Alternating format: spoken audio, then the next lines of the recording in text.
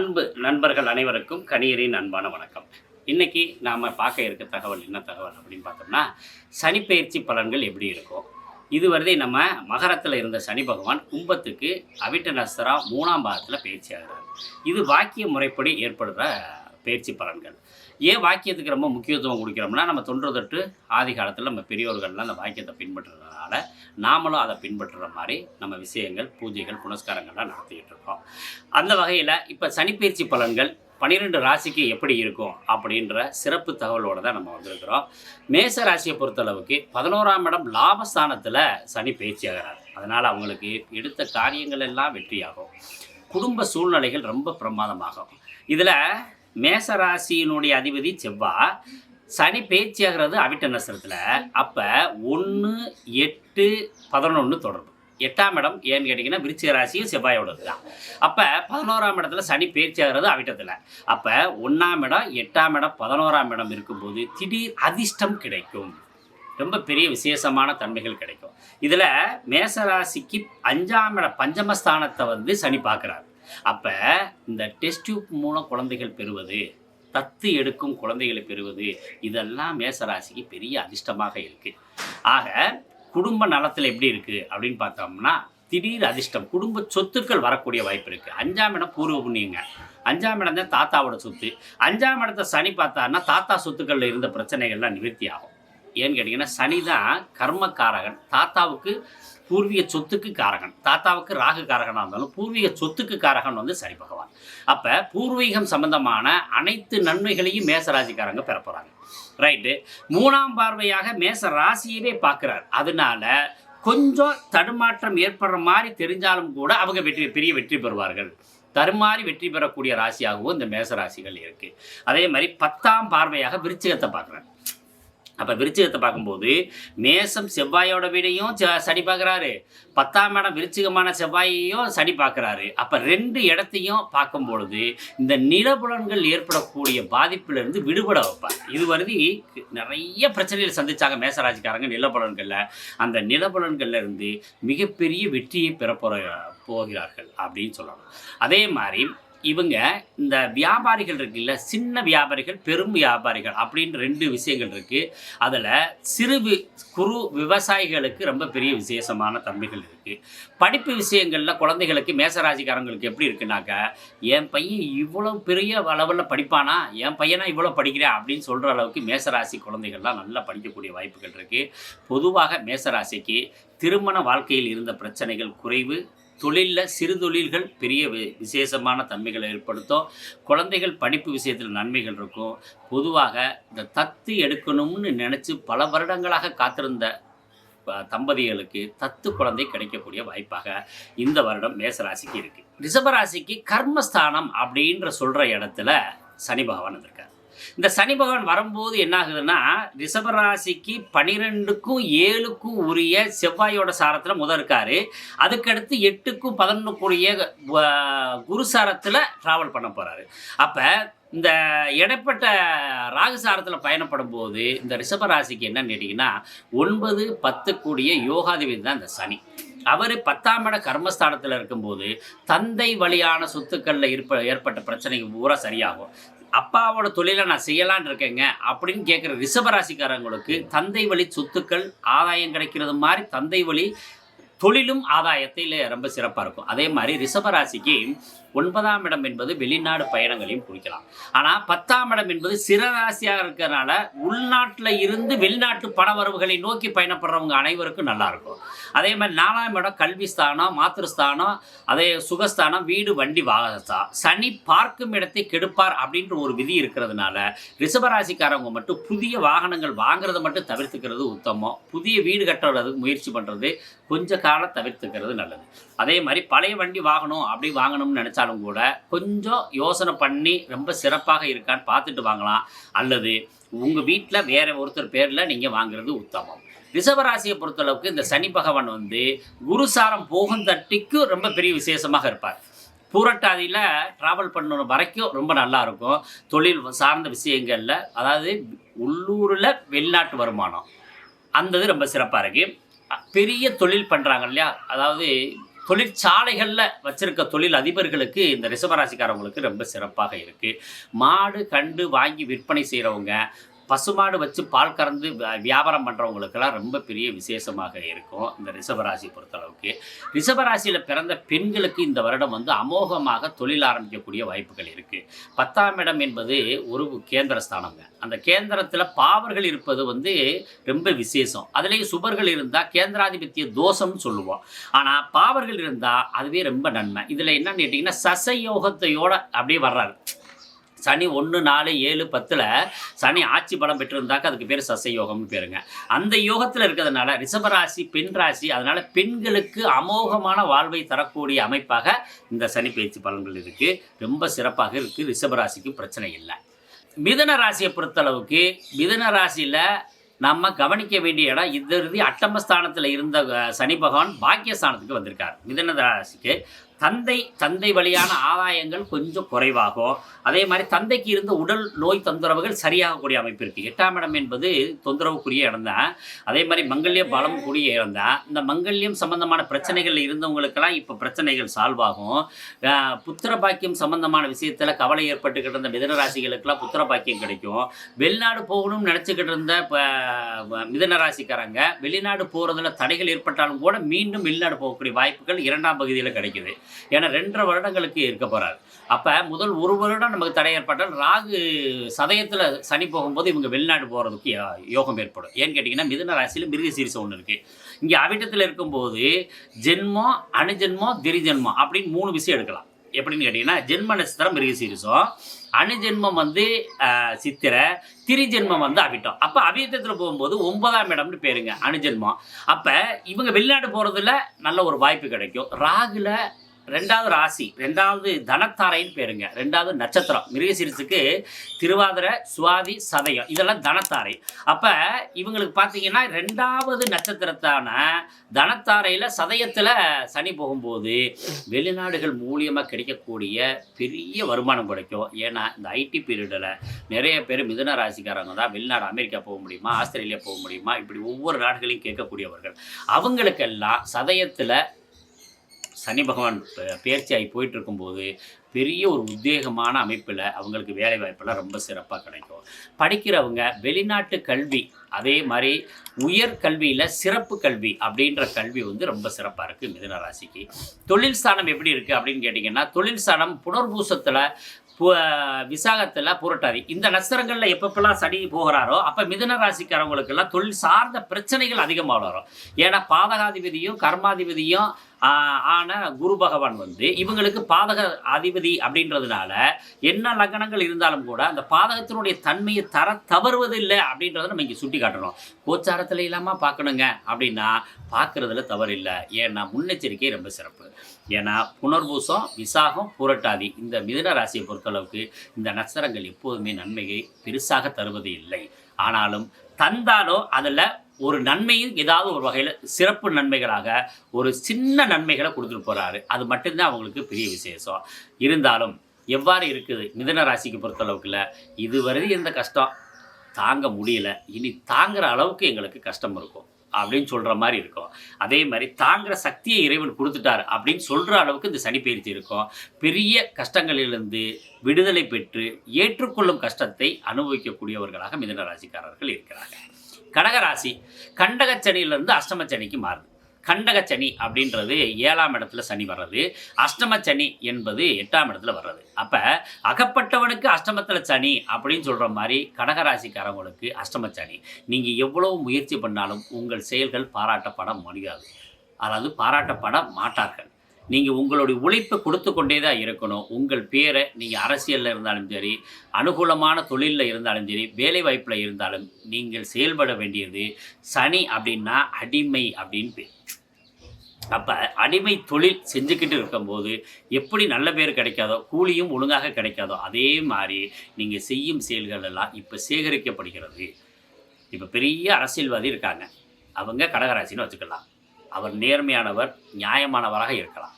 அவருக்கு கெட்ட பேர்கள் வந்து கொண்டே இருக்குமே ஒழிஞ்சு இந்த பேர்கள் எல்லாம் அவரால் சம்பாதிக்கப்படக்கூடியது இல்லை, செய்யாத விஷயத்துக்காக மாட்டிக்கொள்வது.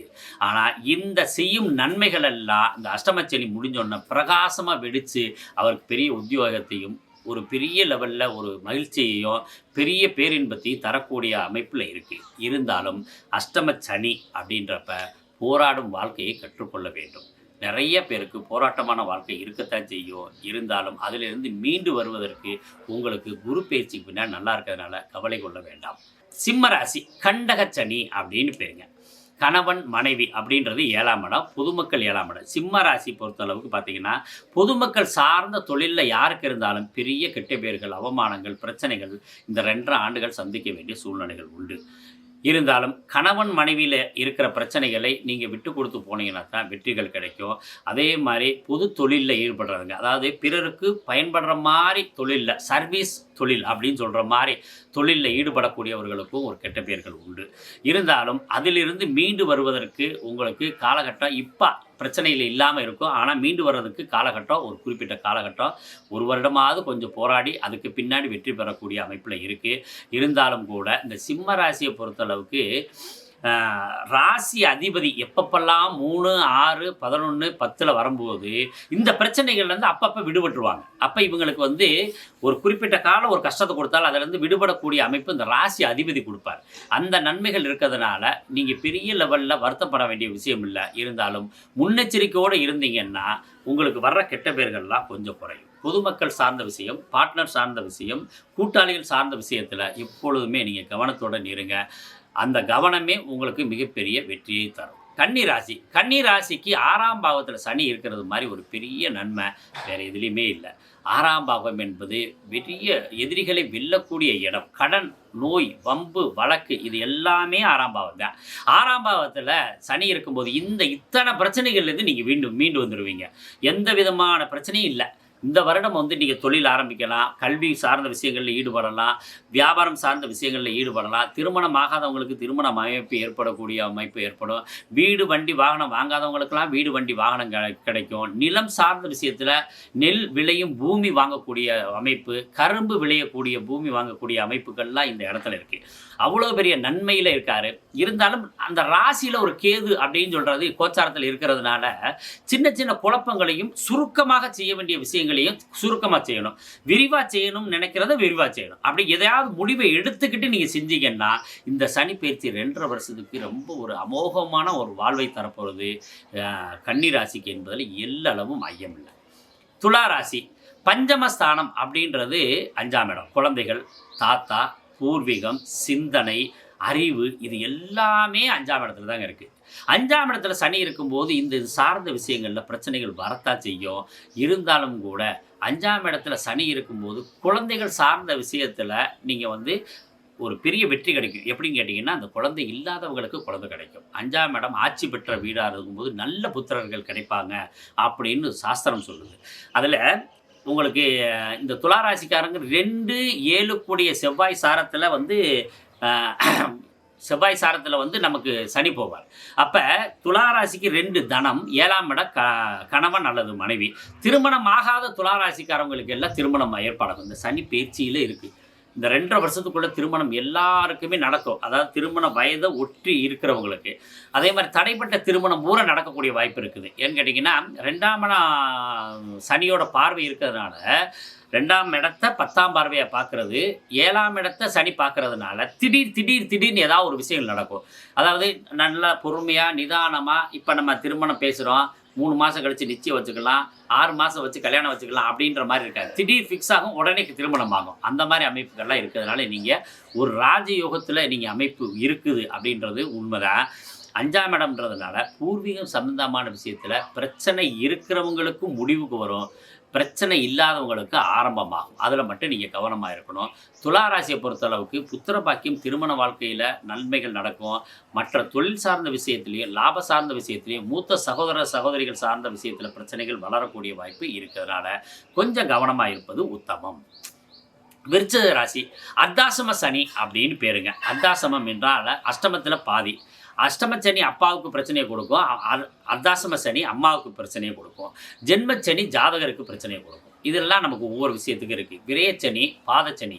விரயச்சனியில் தொழில் ஆரம்பிக்கக்கூடாது, பாதச்சனியில் திருமணம் போன்ற விசேஷங்கள் நடக்காமல் இருக்கக்கூடாது அப்படின்லாம் சொல்லப்படுறோம்.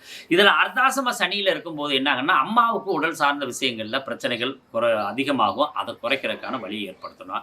அதாவது முக்கியமாக சனின்னா கழிவுகள் அப்படின்னு பேருங்க, வாயு கிரகம். அப்போ கழிவறை சார்ந்த விஷயத்தை ரொம்ப பரிசுத்தமாக வச்சுருக்கணும். அதே மாதிரி அவங்களுக்கு சுத்தமான இடங்களில் போக்குவரத்துக்கு வாகனம் அப்படின்ற இடத்துலையும் அவங்களுக்கு 4ஆம் இடத்தை கொஞ்சம் சௌரியம் பண்ணி கொடுக்கணும் தாய் சார்ந்த விஷயத்தில். அதே மாதிரி படிப்பு சார்ந்த விஷயங்களில் விருச்சிக ராசிக்காரங்களுக்கு கொஞ்சம் மட்டம் ஏற்படக்கூடிய வாய்ப்பு இருக்குது. அப்போ இந்த விருச்சிக ராசிக்காரவங்க படிப்பு சார்ந்த விஷயங்களில் போகும்போது குழந்தைகள் இப்படித்தான் படிப்பாங்க அப்படின்றத நீங்கள் தெரிஞ்சு கொஞ்சம் விட்டு கொடுத்து போகணும். ஏன்னா போட்டு டார்ச்சர் பண்ணக்கூடாது, அவங்கள போட்டு கசக்கி புளியக்கூடாது விருச்சிக ராசிக்காரவங்களை. அதில் இது பண்ணுங்க. வாகனம் வாங்குறது கொஞ்சம் தவிர்க்கணும் 2.5 வருஷத்துக்கு. புதிய இடம் வாங்குறது, நிலம் வாங்குறது வாங்கிக்கலாம். பழைய கட்டின வீடுகள் வாங்கலாம், பழைய கட்டின வீடை வாங்கலாம். புது வீடு வாங்குறது கொஞ்சம் தவிர்க்கணும். புது வாகனம் வாங்குறத தவிர்க்கணும். 4ஆம் இடம் என்பது வாகனம். அங்கே சனி உட்காந்துருக்காரு.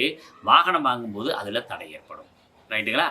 ஆனால் எப்போதுமே கோச்சாரங்களுக்கு ஒரு பலனும் ஜனன காலத்துக்கு ஒரு பலன்னு சொல்லுவார். சனி இருக்கும் இடத்தை கொடுப்பார், பார்க்கும் இடத்தை கெடுப்பார் அப்படின்றது இங்கேயும் நம்ம கொஞ்சம் கவனிச்சுக்கிற வேண்டிய அவசியம் ஏற்படுது. அதனால் வீடு, வண்டி, வாகனம், தாயார் சம்பந்தத்திலையும் உடல் சார்ந்த சுகத்திலையும் கொஞ்சம் கவனம் விருச்சிக ராசிக்கு தேவை. எப்பொழுதும் வெற்றியை தரக்கூடிய தனுசு ராசியாக இருக்கிறது ரொம்ப பெரிய விசேஷம். ஏன்னா 3ஆம் இடம் விஜய வீரிய ஸ்தானம்னு பேருங்க, பராக்கிரமம்னு பேருங்க. விளையாட்டு போட்டிகள் இதில் கலந்துக்கிறவங்கெல்லாம் பெரிய வெற்றிகள் கிடைக்கும். ஏன்னா 3ஆம் இடம் என்பது விஜயம், வெற்றி அப்படின்னு பேருங்க. அப்போ இவங்க எந்த இடத்துக்கு விஜயம் போனாலும் அந்த இடத்துல வெற்றி கிடைக்கும். எந்த ஸ்போர்ட்ஸில் போனாலும் அவங்களுக்கு வெற்றிகள் கிடைக்கும். வாழ்க்கையில் போராடிக்கிட்டு இருந்த தனுசு ராசிக்காரங்களுக்கெல்லாம் இப்போ போராட்டங்கள் விலகி பெரிய வெற்றியான ஒரு ஆரம்பம், முதல் பாதை ஆரம்பிக்குது. இது 2.5 வருஷம் தொடருது. அப்போ அரசியல் சார்ந்தவங்களுக்கு, படிப்பு சார்ந்தவங்களுக்கு, இவங்க தொழில் சார்ந்தவங்களுக்கெல்லாம் ரொம்ப பெரிய விசேஷமாக இருக்குது. அதில் உபயராசி அப்படின்றதுங்க போயிட்டு வர மாதிரி சொல்கிறது. அதனால் அடிக்கடி வெளிநாடு போய் தொழில் செய்யக்கூடியவர்களுக்கெல்லாம் ரொம்ப பெரிய வெற்றிகள் கிடைக்கும். அதுவும் ரொம்ப சிறப்பாக இருக்குது. அதே மாதிரி திருமணம், அந்த மாதிரி தாமதம் ஏற்பட்டவங்களுக்கு திருமணம் ஆகிறது, தடைப்பட்ட திருமணத்தை நடத்தி கொடுக்கக்கூடியவர். ஏன்னா சனி எப்போதுமே தாமத கிரகம்னு பேருங்க. அவர் இந்த சிறுதூர பயணத்தில் இருக்கார். 3ஆம் இடம் தான் சிறுதூர பயணம், 9ஆம் இடம் நெடுந்தூர பயணம். அப்போ சிறுதூர பயணத்தில் இருக்கும்போது என்னாங்கன்னா டக்குன்னு ஒவ்வொரு விஷயங்களை சீக்கிரத்தை முடிச்சு கொடுப்பாரு. அதில் இவர் மெதுவாக போனாலும் காரியங்கள் அதிவேகமாக யாருக்கு நடக்கும்னா தனுசு ராசிக்கு தான் வெற்றிக்குரிய காரியங்களாக நடக்கும்.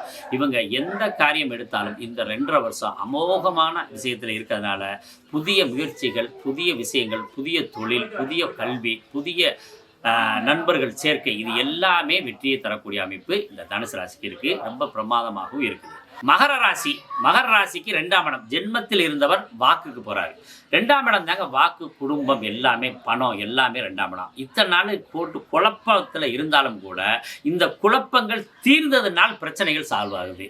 எப்போதுமே 7.5 வருஷங்கள் ஒரு 7.5 சனியுடைய தாக்கம். 12ஆம் இடத்துல இருக்கும்போது ஒரு 2.5 வருஷம், ஜென்மத்தில் இருக்கும்போது ஒரு 2.5 வருஷம், பாதத்தில் இருக்கும்போது 2.5 வருஷம், மொத்தம் 7.5 வருஷம் இந்த சனி தாக்கம் இருக்கிறதுல 5.5 வருஷம் அதிகப்படியான தாக்கம் இருக்கும். அதுக்கு அடுத்து 2.5 வருஷம் படிப்படியாக குறைஞ்சி பெரிய ராஜயோகத்தை கொடுப்பார். சனி விட்டுட்டு போகும்போது நிறைய கொடுத்துட்டு போவார்னு சொல்லுவாங்க. அது மாதிரி இப்போ மகர ராசிக்கு இத்தனை நாள் இருந்த மனச்சோர்வு, தொழிலில் ஏற்பட்ட பிரச்சனைகள், குடும்பத்துக்குள்ள இருந்த சண்டை சச்சரவுகள் இதெல்லாம் விலகி தனச்சேர்க்கை, குடும்பம் பெருகுது, நண்பர்களால் ஆதாயம், தொழில் கூட்டாளிகள் மூலம் வருமானம், செய்கிற தொழிலில் மேன்மை, இத்தனை நன்மைகளும் இருக்கும். மகர ராசியில் இருக்க அரசியல் சார்ந்த விஷயங்களில் ஈடுபட்டவங்க அனைவருக்குமே பெரிய வெற்றிக்கான பாதை ஆரம்பம். கும்பராசி ஜென்மத்தில் சனி, உடல் சோர்வு, மன வியாதி, இந்த மாதிரி சின்ன சின்ன பிரச்சனைகள் எல்லாம் நம்ம சந்திக்க வேண்டியது இருக்குது. ஆனாலும் திருமணம் ஜென்ம சனியில் தாங்க நடக்கும். குழந்தை பாக்கியம் ஜென்ம சனியில் தான் கிடைக்கும். புதிய தொழில் கிடைக்கிறது, அதாவது வேலை, வேலைக்கு போகிறது ஜென்ம சனியில் தான் இருக்கும். அப்போ ஜென்ம சனியில் முதல் சுற்று, 2ஆம் சுற்று, 3ஆம் சுற்று, இப்படி 3 வகையான சுற்றுகள் இருக்குது. முதல் சுற்று மங்கு சனி, 2ஆவது சுற்று பொங்கு சனி, 3ஆவது சுற்று மாரகச்சனி. அப்போ 2ஆவது சுற்றில் இருக்கிறவங்க எல்லாருக்குமே இந்த சனியினுடைய தாக்கம் இல்லை அப்படின்னு சொல்லணும். என்னங்க, கும்பராசியை பொறுத்தளவுக்கு முதல் சுற்றில் இருக்கவங்களுக்கு உடல் சோர்வும், மனசோர்வும், பயமும் ஏற்படும், வியாதிகள் தோன்றி மறையும். 2ஆவது சுற்று அப்படின்றப்ப 30 வருஷத்துக்கு ஒரு டைம் சுற்றிக்கிட்டே வருவார். அப்போ 25 வயசுக்கு மேலே இருக்கவங்களுக்கு 2ஆவது சுற்று வந்துச்சுன்னா அவங்களுக்கு இப்போ ராஜயோக காலம்னு சொல்லலாம். இருந்தாலும் கூட ஜென்மத்தில் சனி இருக்கும்போது அவங்க வேகமாக செய்ய வேண்டிய காரியத்தை மெதுவாக செஞ்சு அதில் தான் தோல்வி அடைவாங்க. ஆக வேகம், துடிப்பு, செயல்பாடு, சிந்தனை, நேர்கொண்ட பார்வை, துரிதமான செயல்பாடுகள் இருந்தால் கும்பராசியும் இந்த காலகட்டத்தில் வெற்றி பெறக்கூடிய ராசியாகவே அமையும். மீன ராசி 7 சனியினுடைய தாக்கம் ஆரம்பம் இப்போ தான் ஆரம்பிக்குது. 7 சனின்றது அதாவது 12ஆம் இடத்துல இருக்கிறது. 12ஆம் இடம் என்பது அயன சயன போகம் அப்படின்னு சொல்கிறது. தூக்கம் அப்படின்றது 12ஆம் இடம் மறைமுகமான படுக்கை அறை, கணவன் மனைவி படுக்கை அறை, இப்படி எல்லாத்தையுமே சொல்கிறது. இந்த இடத்துல சனி வரும்போது இது சார்ந்த விஷயங்கள் எல்லாம் அவங்களுக்கு பாதிப்பில் இருக்குது. அப்போ இந்த சார்ந்த விஷயத்தில் பாதிப்பில் இருந்து விடுபடுறதுக்கு என்ன செய்கிறது அப்படின்னா, சனியினுடைய வழிபாடுகள் அல்லது மெதுவாக செய்ய வேண்டிய வேகமாக செய்கிறது, சிந்தனை செய்யும் பொழுது யாரிடமாவது ஆலோசனை கேட்டு செய்வது, இது மாதிரி செஞ்சாங்கன்னா இந்த விரயச்சனி தாக்கம் கொஞ்சம் குறையும். ஆனால் விரயச்சனியில் தான் நீங்கள் தொழில் ஆரம்பிக்கிறதுக்கான வாய்ப்பு அதிகமாக இருக்கும். அதனால் வாய்ப்பை குறைக்கிறது நல்லது. விரயச்சனியில் முடிஞ்ச வரைக்கும் தொழில் ஆரம்பிக்கிறது எந்தவித ஆலோசனையும் இல்லாமல் ஆரம்பிச்சிட வேண்டாம். தசாபுத்திகள் நன்மையாக இருக்கும் பொழுதே நீங்கள் தொழில் ஆரம்பிக்க வேண்டும். ஏன்னா விரயம் அப்படின்றது 12ஆம் இடம், அதில் உங்களுக்கு சனி உட்காந்துருக்கார். அதனால் அசுப விரயங்களாக காட்டுவார். அப்போ என்ன பண்ணணும், சுபத்தன்மை இருக்கிறது அமைப்பு வெயிட் பண்ணணும். இப்போ ஜென்மத்தில் ராகு வேறு இருக்கார், 12ஆம் இடத்துல சனி வேறு இருக்கார், 2ஆம் இடத்துல இருக்க குரு இப்போ ஏப்ரலுக்கு மேலே 3ஆம் பாவத்துக்கு போகிறார். அதனால் என்ன பண்ணணும், மீன ராசியை பொறுத்தளவுக்கு இறைவனை சிந்திப்பதும் இறைவனை பற்றி கொள்வதுமே உங்களுக்கு சுபமான காரியத்தை தரும். வாய்ப்பு கிடைக்கும்போது உங்களை மீண்டும் சந்திக்கிறேன். அனைவருக்கும் நன்றியும் வணக்கம்.